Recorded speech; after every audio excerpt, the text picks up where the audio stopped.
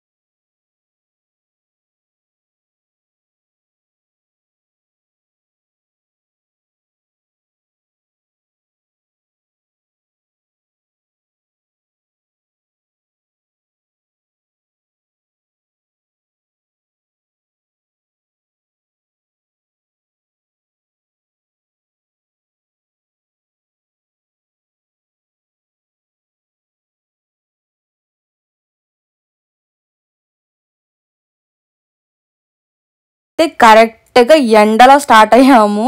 మేము ఇక్కడ రీచ్ అయ్యేటప్పటికే 12:30 అయింది అనుకుంటాను. ఇంకా మంచి ఎండ. అసలు ఈ ప్లేస్కి ఈవినింగ్ వచ్చి ఉంటే చాలా బాగుండేది, కొంచెం సేపు టైం కూడా స్పెండ్ చేసి ఉండొచ్చు.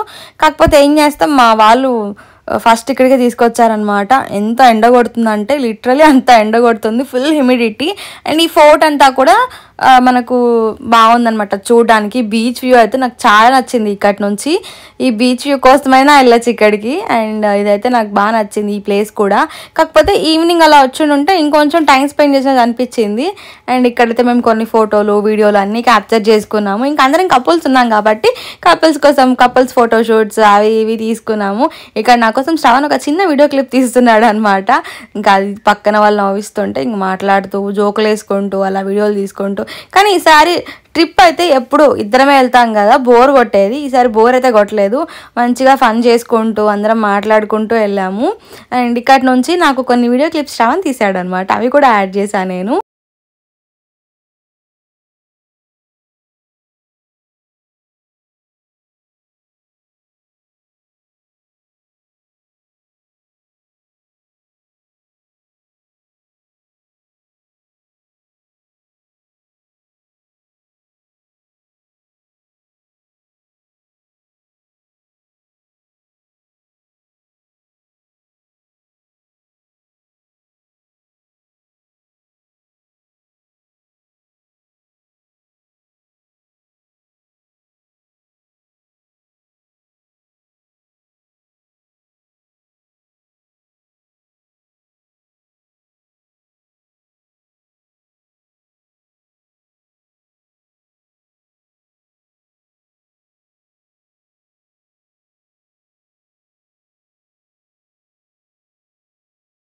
సోయర్ ఫోర్ట్ అగోడా కూడా చూద్దామని చెప్పి మేమైతే స్టార్ట్ అయ్యాము. సో పక్కనే కదా అని చెప్పి ఇక్కడికైతే వచ్చేసాము. అండ్ ఇక్కడ అసలు మేము అగోడా ఫోర్ట్లో ఒక 2 hours తిరుగుంటాము. అందరికీ సుస్తు అయిపోయింది.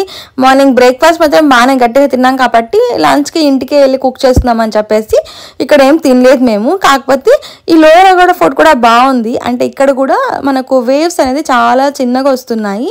అండ్ ఇక్కడ మనకు రూట్ మ్యాప్ అంతా కూడా ఉంది.